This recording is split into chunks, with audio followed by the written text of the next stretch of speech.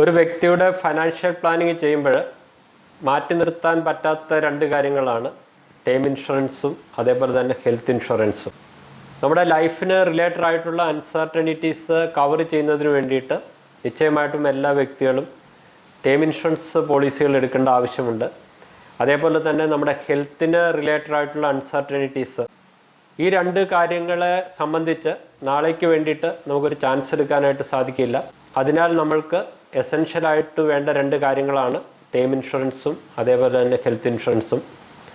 നമ്മുടെ യൂട്യൂബ് ചാനലിൽ തന്നെ ഇത് റിലേറ്റഡ് ആയിട്ടുള്ള ഒട്ടനവധി വീഡിയോകൾ പോസ്റ്റ് ചെയ്തിട്ടുണ്ട്. എങ്കിൽ തന്നെയും നമ്മളൊരു ഹെൽത്ത് ഇൻഷുറൻസ് പോളിസി എടുക്കുന്നതിന് മുന്നേ ആയിട്ട് എന്തെല്ലാം കാര്യങ്ങൾ ശ്രദ്ധിക്കേണ്ടത് എന്നാണ് ഈ വീഡിയോയിൽ വിശദമായിട്ട് നമ്മൾ ഡിസ്കസ് ചെയ്യാൻ പോകുന്നത്. ഇന്ന് ഇന്ത്യയിൽ ഓപ്പറേറ്റ് ചെയ്യുന്ന 30-ൽ കൂടുതൽ ജനറൽ ഇൻഷുറൻസ് കമ്പനികൾ പല കാറ്റഗറിയിൽപ്പെട്ട പല പേരുകളിൽ അവരുടെ ഹെൽത്ത് ഇൻഷുറൻസ് പോളിസികൾ ലോഞ്ച് ചെയ്തിട്ടുണ്ട്. ഓരോ വ്യക്തികളുടെയും റിക്വയർമെൻറ്റും അതേപോലെ അവരുടെ ഫിനാൻഷ്യൽ സിറ്റുവേഷൻ അനുസരിച്ചിട്ട് ഇതേപോലെയുള്ള പോളിസികൾ വാങ്ങാവുന്നതാണ്.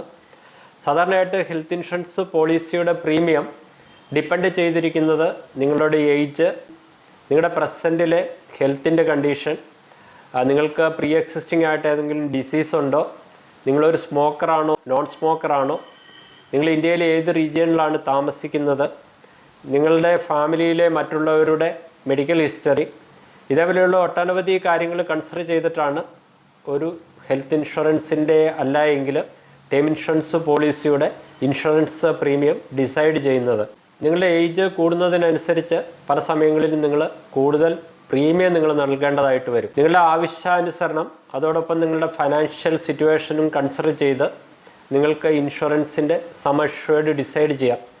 അത് ചിലപ്പോൾ 1 ലക്ഷമാകാം, 10 ലക്ഷമാകാം, 50 ലക്ഷമാകാം, 1 കോടിയാകാം. ഒരു ഹെൽത്ത് ഇൻഷുറൻസ് പോളിസി നിങ്ങൾ തിരഞ്ഞെടുക്കുമ്പോൾ റെപ്യൂട്ടഡ് ആയിട്ടുള്ള ഒരു ഹെൽത്ത് ഇൻഷുറൻസ് കമ്പനിയിൽ നിന്ന് തന്നെ പോളിസി എടുക്കാനായിട്ട് ശ്രമിക്കുക. ഹെൽത്ത് ഇൻഷുറൻസ് പോളിസി എടുക്കുമ്പോൾ എന്തെല്ലാം കാര്യങ്ങളാണ് ശ്രദ്ധിക്കേണ്ടതെന്നാണ് വിശദമാക്കുന്നത്. ഒരു കാര്യം കൂടി ഓർമ്മിപ്പിക്കട്ടെ, പല ഇൻഷുറൻസ് കമ്പനികളുടെയും പ്രീമിയം നിങ്ങൾ കമ്പയർ ചെയ്യുമ്പോൾ പല സമയങ്ങളിലും നിങ്ങളൊരു സ്പെസിഫൈഡ് ആയിട്ടുള്ള സം അഷ്വേർഡ് ആയിട്ടുള്ള ഒരു എമൗണ്ടിന് 1000 രൂപയുടെയോ 2000 രൂപയുടെയോ ഒക്കെ വ്യത്യാസം പല സമയങ്ങളിലും വന്നേക്കാം.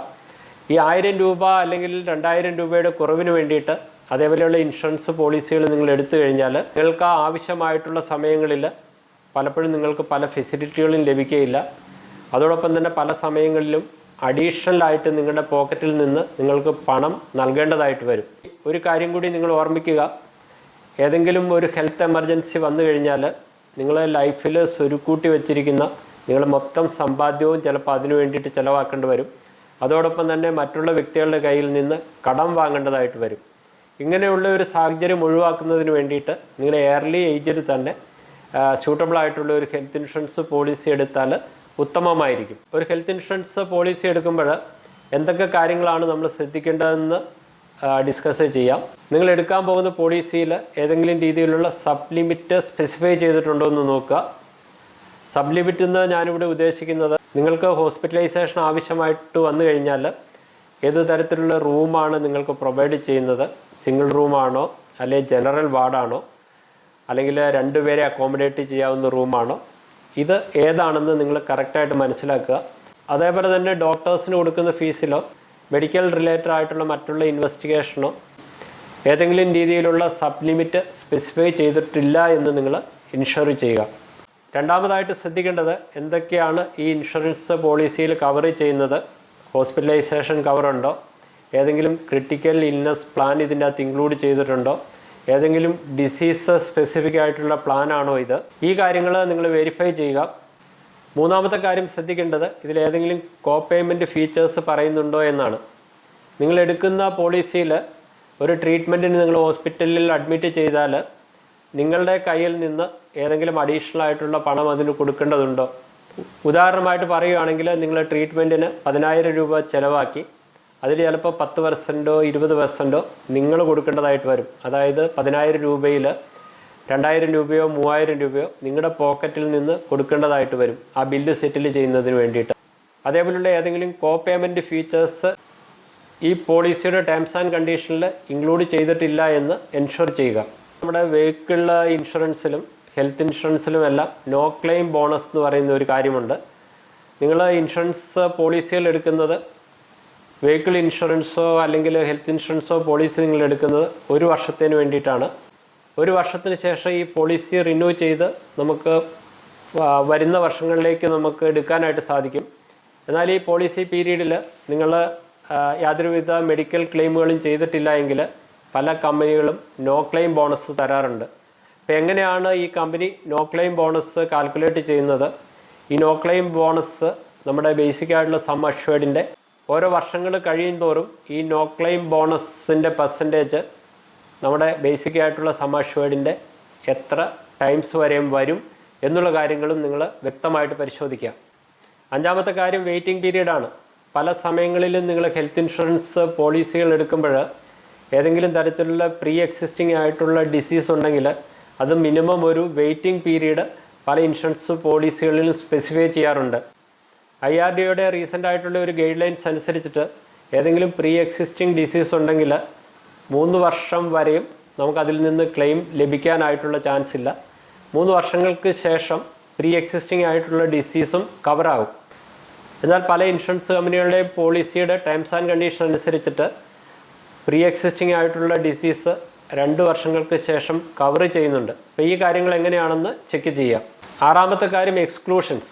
നിങ്ങളൊരു ഹെൽത്ത് ഇൻഷുറൻസ് പോളിസി എടുക്കുമ്പോൾ ഏതൊക്കെ തരത്തിലുള്ള ട്രീറ്റ്മെൻറ്റുകളാണ് എക്സ്ക്ലൂഡ് ചെയ്തിരിക്കുന്നതെന്ന് വെരിഫൈ ചെയ്യുക. നിങ്ങൾക്കൊരു ഹോസ്പിറ്റലൈസേഷൻ ആവശ്യമായിട്ട് വരുമ്പോൾ നമുക്കറിയില്ല ഫ്യൂച്ചറിൽ ഏത് തരത്തിലുള്ള രോഗങ്ങളാണ് വരിക, അല്ലെങ്കിൽ ഏത് തരത്തിലുള്ള ട്രീറ്റ്മെൻറ്റുകളാണ് നമുക്ക് വേണ്ടി വരിക എന്ന് നമുക്കറിയില്ല. പല ഇൻഷുറൻസ് പോളിസികളിലും പലതരത്തിലുള്ള ട്രീറ്റ്മെൻറ്റുകളും ആ രോഗം ഡയഗ്നോസിസ് ചെയ്യുന്നതിന് വേണ്ടിയിട്ടുള്ള ഇൻവെസ്റ്റിഗേഷന് വേണ്ടിയിട്ടുള്ള പണമോ അല്ലെങ്കിൽ ലാബ് ടെസ്റ്റുകൾ ഹോസ്പിറ്റലിൽ അഡ്മിറ്റ് ചെയ്യുമ്പോൾ അതിന് റിലേറ്റഡ് ആയിട്ട് വരുന്ന പല എക്സ്പെൻസസുകളും പല പോളിസികളിൽ നിന്ന് എക്സ്ക്ലൂഡ് ചെയ്തിട്ടുണ്ട്. അപ്പം നിങ്ങൾ എടുക്കുന്ന പോളിസികളിൽ ഇതേപോലെയുള്ള ഒരു ക്ലോസ് ഇല്ല എന്ന് നിങ്ങൾ എൻഷുർ ചെയ്യുക. ഏറ്റവും ഇമ്പോർട്ടൻ്റ് ആയിട്ടുള്ള മറ്റൊരു കാര്യം ഈ കമ്പനികളുടെ ക്ലെയിം സെറ്റിൽമെൻറ്റ് റേഷ്യോ ആണ്. ഇന്ന് ഇന്ത്യയിൽ ഓപ്പറേറ്റ് ചെയ്യുന്ന എല്ലാ ഇൻഷുറൻസ് കമ്പനികളുടെയും ക്ലെയിം സെറ്റിൽമെൻറ്റ് റേഷ്യോ പബ്ലിക് ഡൊമൈനിൽ അവൈലബിൾ ആണ്. നിങ്ങളൊരു ഇൻഷുറൻസ് പോളിസി എടുക്കുന്നതിന് മുന്നേ ഗൂഗിളിലും മറ്റോ സെർച്ച് ചെയ്തിട്ട് നിങ്ങൾ ഓപ്റ്റ് ചെയ്യുന്ന ഇൻഷുറൻസ് കമ്പനി കറക്റ്റായിട്ട് ക്ലെയിം സെറ്റിൽ ചെയ്യുന്ന ഒരു കമ്പനിയാണോ, മറ്റുള്ള ഇൻഷുറൻസ് കമ്പനികളുമായിട്ട് കമ്പയർ ചെയ്യുമ്പോൾ അവരെ ക്ലെയിം സെറ്റിൽമെൻറ്റ് റേഷ്യോ ഏതാണെന്ന് നിങ്ങൾ നോക്കുക. ഇൻഷുറൻസ് കമ്പനികൾ പൊതുവേ ചെയ്യുന്നത് ഏതൊക്കെ രീതിയിൽ അവർക്ക് ക്ലെയിം റിജക്റ്റ് ചെയ്യാൻ പറ്റുമോ അതിനുള്ള ഒരു ലൂപ്പ് ഹോൾ കണ്ടുപിടിക്കുകയാണ് പല ഇൻഷുറൻസ് കമ്പനികളും ചെയ്യുന്നത്. അതിനാൽ നിങ്ങളൊരു ഹെൽത്ത് ഇൻഷുറൻസ് പോളിസി എടുക്കുന്നതിന് മുന്നേ ഒരു ഇൻഷുറൻസ് കമ്പനിയുടെ ക്ലെയിം സെറ്റിൽമെൻറ്റ് റേഷ്യോ എത്രയാണെന്ന് മനസ്സിലാക്കി അത് നമുക്ക് ഫേവറബിൾ ആണെങ്കിൽ മാത്രം ആ കമ്പനിയുടെ ഇൻഷുറൻസ് പോളിസി എടുക്കുക. 8ാമത്തെ കാര്യം എന്ന് പറയുന്നത് പല സമയങ്ങളിലും ചീപ്പായിട്ടുള്ള പ്രീമിയം കൊടുത്തിട്ടായിരിക്കും ഹെൽത്ത് ഇൻഷുറൻസ് പോളിസികൾ എടുക്കുന്നത്.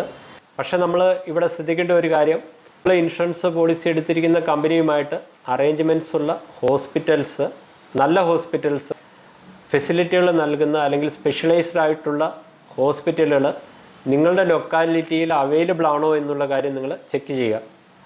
നിങ്ങൾ കേരളത്തിൽ നിന്നൊരു പോളിസി എടുത്തു, പക്ഷേ ഈ പോളിസി കവർ ചെയ്യുന്ന ഹോസ്പിറ്റലുകൾ കേരളത്തിലില്ല. നിങ്ങൾ കണ്ണൂരിൽ നിന്ന് പോളിസി എടുത്തു, പക്ഷേ അതിന് റിലേറ്റഡ് ആയിട്ടുള്ള ഹോസ്പിറ്റൽ തിരുവനന്തപുരത്തേ ഉള്ളൂ എങ്കിൽ അത് നമുക്ക് ബുദ്ധിമുട്ടുകൾ ഉണ്ടാക്കും. അപ്പോൾ നിങ്ങൾ എപ്പോഴും പോളിസികൾ എടുക്കുമ്പോൾ ആ ഇൻഷുറൻസ് കമ്പനിയിൽ നിന്ന് ആനുകൂല്യം ലഭിക്കുന്ന അല്ലെങ്കിൽ ഹോസ്പിറ്റലൈസേഷൻ ബെനിഫിറ്റ് ലഭിക്കുന്ന ഹോസ്പിറ്റലുകൾ നിങ്ങളെ നിയർ ബൈ ലൊക്കേഷനിലുണ്ട് എന്ന് ഉറപ്പുവരുത്തുക. 9ാമത്തെ കാര്യം ആഡ് ഓൺ കവേഴ്സാണ്. പലപ്പോഴും ഇൻഷുറൻസ് പോളിസി നമ്മൾ എടുക്കുമ്പോൾ നോർമലായിട്ടുള്ള കവറുകൾക്ക് ഉപരിയായിട്ട് പല ആഡ് ഓൺ കവറുകളും ഇൻഷുറൻസ് കമ്പനികൾ എക്സ്ട്രാ പ്രീമിയത്തിൽ നൽകാറുണ്ട്. പേഴ്സണൽ ആക്സിഡൻറ്റ് ഇൻഷുറൻസ് കവറാകാം, ഏതെങ്കിലും ക്രിട്ടിക്കൽ ഇൽനെസ് കവർ ചെയ്യുന്ന കവേഴ്സ് ആകാം, അല്ലെങ്കിൽ ഏതെങ്കിലും സ്പെസിഫൈഡ് ആയിട്ടുള്ള ഡിസീസ് കവർ ചെയ്യുന്ന ആഡ് ഓൺ ആകാം.